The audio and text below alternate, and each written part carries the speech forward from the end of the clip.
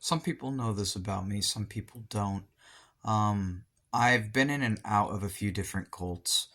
Among them, I was for a time, for a couple years, earlier in to my witchcraft journey.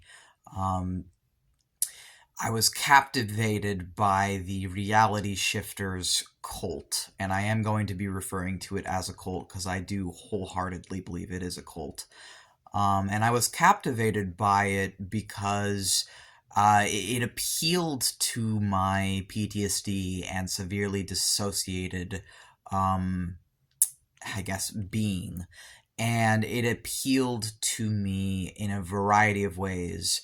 And I didn't see it as harmful because I didn't understand the ramifications until I had to. Cults don't know they're cults, and people in cults don't know that they're a part of cults until something happens and they have to get out of it. But I still have the experiences of what people are calling reality shifting, or what they're calling astral projection, but I don't use those words for it anymore because I find them deceptive. I find them non actionable and sort of wrapped in uh, flowery language that doesn't actually tell you how to do it or what you're doing or what it actually is. I fundamentally disagree with the idea that there are like these infinite universes and that you are actually physically going to another universe through your mind.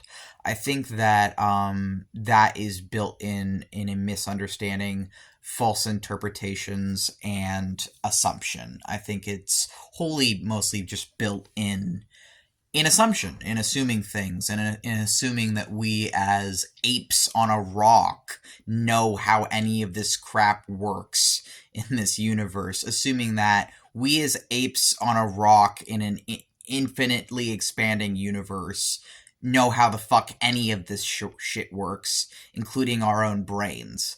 I don't see it that way anymore. I don't see it as I'm going to some other universe that is actually another universe where I'm actually physically inhabiting it. No. I see it as within every single person, there is consciousness. We have consciousness, and I see spirit and consciousness as synonymous. I am theistic.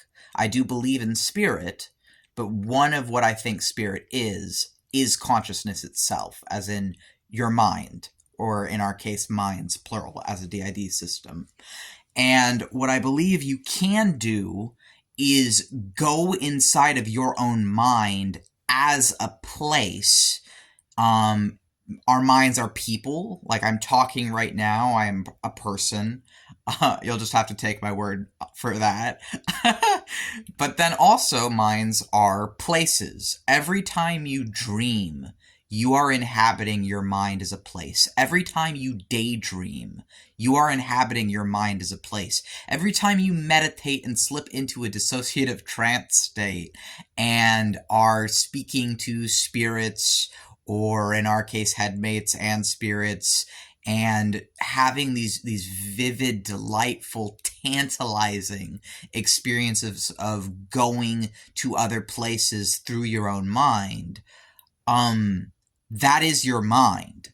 And I see no concrete evidence or proof outside of really just spoken word to suggest otherwise.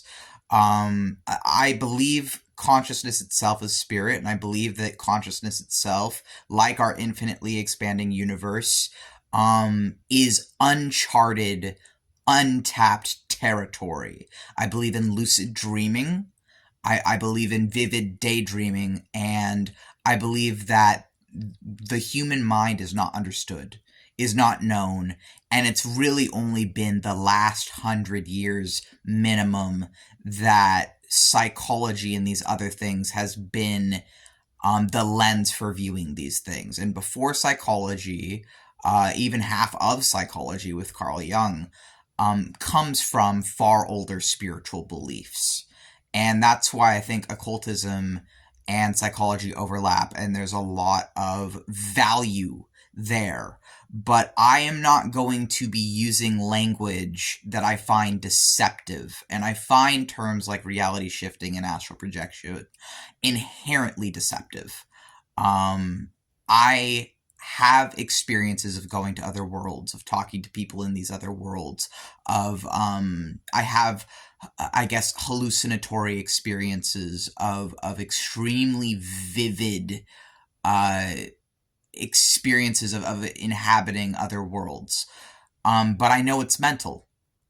I know that it is mental, and it's only been through very, very deep introspection and work that I've been able to accept the limits of these things and how they are mental. And I don't think that takes away from it in any way. I don't think saying that my experiences are mental takes away from them.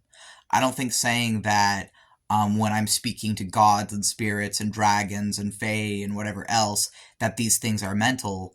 I don't think it takes away from it at all, because so is humanity. So is my existence. So is the voice speaking right now. All of that is mental. So is my perception of reality, every single sense and every single way I have ever interacted with anything outside of myself is also mental. So it's not taking away from it to admit that it's mental and to admit the truth that I don't think I am going to some other physical fucking universe. I think I'm just exploring the universes that already are within my own consciousness, within my own minds. And I think I can take things from this external universe and put them in my internal universes, my internal minds, my internal places. And I think that I can also, although it is much harder, take things from inside there and put it out here. But it takes a lot longer and it's a lot more difficult.